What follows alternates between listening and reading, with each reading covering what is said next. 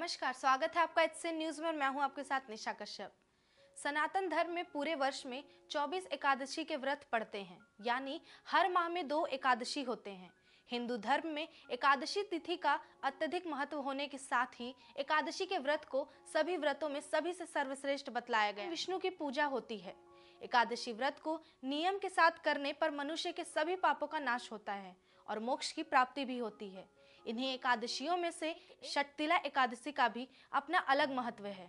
इस बार यानी 2021 में षटतिला एकादशी का व्रत 7 फरवरी 2021 दिन रविवार को होगा। आइए जानते हैं षटतिला एकादशी का महत्व, शुभ मुहूर्त और पूजा की विधि। षटतिला एकादशी को भी भगवान विष्णु का पूजा होता है। इस दिन कुछ लोग वैकुंठ रूप में भी भगवान विष्णु की पूजा करते हैं। षटतिला एकादशी पर तिल का विशेष महत्व बताया गया है। इस दिन 6 प्रकार से तिलों का उपयोग किया जाता है।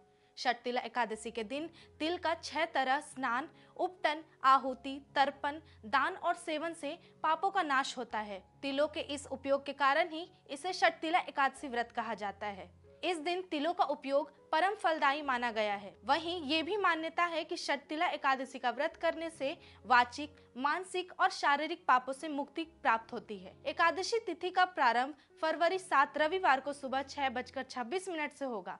एकादशी तिथि का समापन फरवरी 8 सोमवार को सुबह 4:47 तक होगा।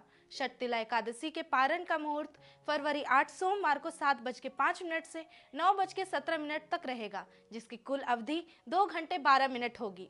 षटतिला एकादशी के पूजा की विधि। पहला, एकादशी तिथि को प्रातः काल उठकर स्नान आदि करने के बाद भगवान विष्णु की पूजा करें और उन्हें पुष्प, धूप आदि अर्पित करें।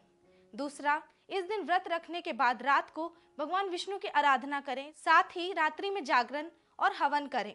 तीसरा, इसके बाद एकादशी के दिन प्रातः काल उठकर स्नान के बाद भगवान विष्णु को भोग लगाएं और पंडितों को भोजन कराने के बाद दान आदि देकर विदा करें।